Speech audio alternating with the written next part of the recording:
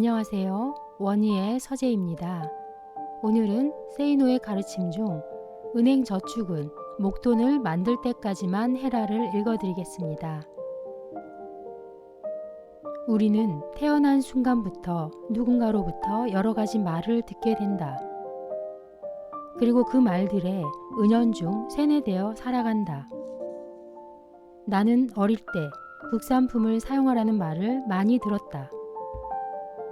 그런데 막상 사회에 나와서 느낀 것은 내가 국산품을 사용하는 것과 내가 부자가 될 가능성과는 전혀 무관하였고, 정작 부자가 되는 것은 그 국산품을 만들어 파는 사람들이었다.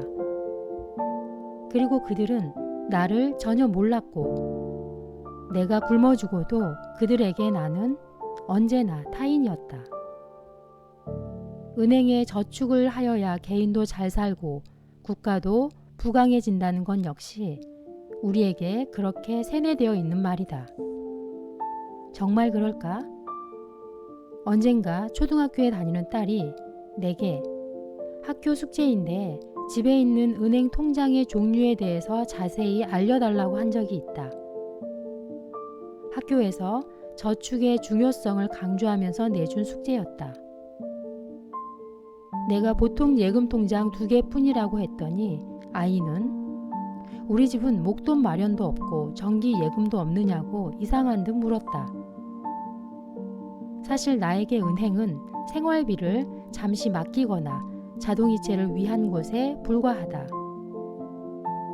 70년대 초 내가 고등학생이었을 때 부잣집 친구들의 아버지는 은행 고위층 사람이거나 은행 돈을 빌려 사업하는 사람들인 경우가 많았다.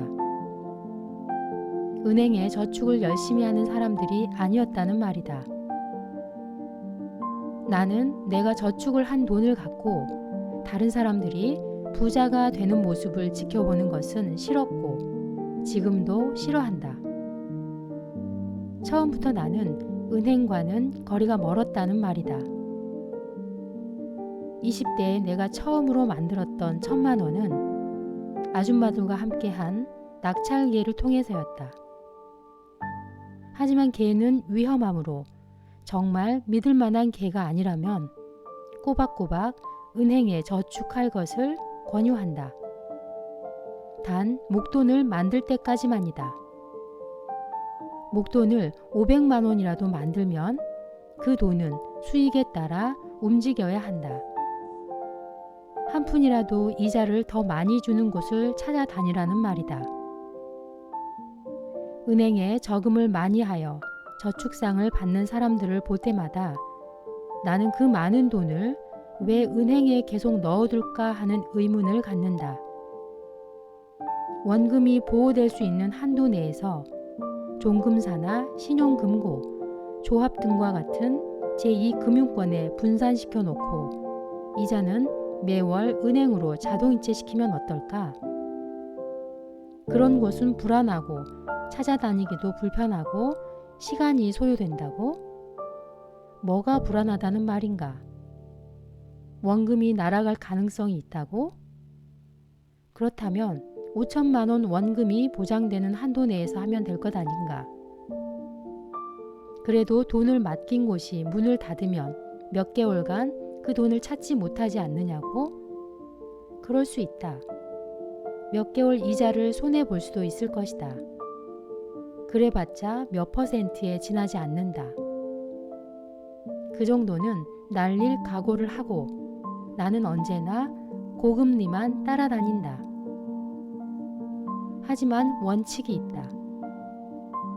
법으로 보장이 되는 한도 금액으로 여러 곳에 쪼개 놓는다는 것과 이자는 매월 자동이체로 수령한다는 것. 갑자기 돈이 필요하게 될 때를 대비하여 일정액은 언제라도 찾을 수 있는 곳에 예치한다는 것 등이 그것이다.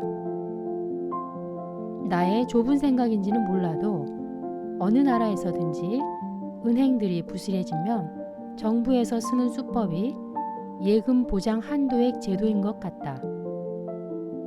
그렇게 하면 수많은 사람들이 비 맞은 참새처럼 불안감에 떨면서 자금을 제2금융권보다는 그래도 더 안전하게 보이는 은행으로 옮기게 되고, 은행들은 BIS 비율이니 뭐니 하는 것들을 맞추게 되어 안정화 단계로 들어가기 쉽다.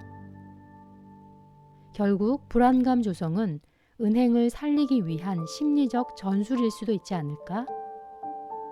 즉, 다른 금융기관들에 대한 불안감을 조성하고 안정성을 담보로 하여 전략적으로 이자는 조금 줌으로써 예대 마진을 극대화시켜 그 마진으로 부실을 털어내려는 속셈일는지도 모르지 않는가.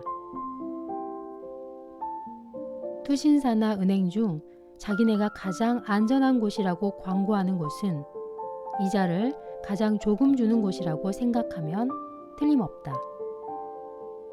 은행은 길 건너 가까이 있는데 제2금융권 회사들은 멀리 떨어져 있어서 시간도 걸리고 불편하다고? 도대체 당신 시간이 다른 일들에 얼마나 값지게 쓰이고 있기에 시간이 걸린다고 시간을 아까워하는가? 시간은 금이지만 부자가 아니라면 시간이 금이 아닐 경우가 많다. 불편하다고? 편리함은 언제나 당신의 돈을 빼앗아가는 원흉이다. 금융기관과 거래할 때만큼은 불편함을 감수해라. 당신이 불편함을 느낄수록 돈은 쌓이기 마련이며 돈 찾기가 편리할수록 돈은 새나가는 법이다. 은행의 경우 우수 고객이라는 말은 은행에 돈을 많이 기증한다는 뜻이다. 지점장실이나 VIP 룸으로 안내되어 커피 한 잔 마시는 대신 당신은 적어도 제2금융권보다 연 2에서 3% 정도는 손해보고 있음을 기억하라. 가끔 은행에서 공연 티켓도 들어오고 무료 건강검진도 받을 수 있기도 하지만 대단한 것은 아니다. 여러 가지 수수료 면제 역시 큰 도움이 못 된다. 인터넷으로 처리하면 수수료는 절감된다. 어느 은행이건 간에 우수 고객이 받는 추가 예금 이율은 잘해야 0.5% 정도이다. 은행의 우수 고객에게는 대출 금리가 최대 연 3%까지도 감면된다지만 말이 그렇다는 것이지 대출 받을 때가 되어봐야 한다. 특히 예금 담보대출은 엄청난 손해이다. 정기 예금이자로 연 4.5%를 받고 급전이 필요하여 예금 담보로 7%로 대출을 한다면 2.5% 더 내는 것이 아니라 4.5%에 대한 세금액까지도 당신이 부담해야 한다. 원 세상에나. 신용대출이니 정책자금 대출이니 그럴듯한 것들도 많지만 당신을 뭘 믿고 그냥 빌려주겠는가? 물론 당신이 이름 있는 직장에 다니면서 어느 한 은행을 계속 거래를 해왔다면 신용대출로 돈을 빌릴 수도 있겠지만 그 액수가 몇 천만 원을 넘어가게 되면 이야기가 달라진다. 역으로 생각해 보아라. 당신이 대출 담당자라고 치자. 당신 같으면 돈을 빌리러 오는 사람이 직장이 좋고 거래를 오래 해왔다는 이유만으로 선뜻 몇 천만 원을 내주겠는가? 그럴 리 없지 않은가? 당연히 담보를 요구할 것이다. 담보만 있으면 요즘은 어디서나 돈을 빌린다. 하지만 나는 어떠한 경우에도 빚을 지지 말라고 외치는 사람임을 기억해라. 당신이 제 아무리 재주가 좋아도 빌려 쓴 돈에 대해 지불하는 이자는 당신이 그 어떤 금융기관에서 굴리고 있는 자금에 붙는 세후 이자보다 언제나 많은 법이다. 나는 적금은 적금대로 들고 대출금은 대출금대로 사용하는 사람들을 볼 때마다 도대체 왜 그 쉬운 산수도 못하는지 궁금하기만 하다. 외환위기가 있었던 98년 초에 나는 은행에서 돈을 왕창 빌렸다.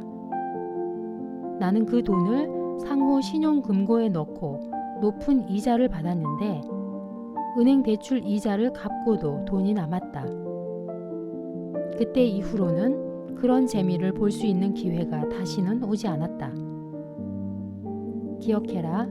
그 어떤 금융기관이건 간에 그들이 당신을 부자로 만들어주기 위해 불철주야 노력하는 자원봉사자들은 절대 아니다. 금융기관의 정확한 표현은 금융회사이며 당신의 돈을 이용해 스스로 부자가 되려고 애쓰는 영리 목적의 법인이다. 영리 목적으로 돈 장사를 하는 사람들이 말하는 것을 그대로 믿으면 어떻게 될까?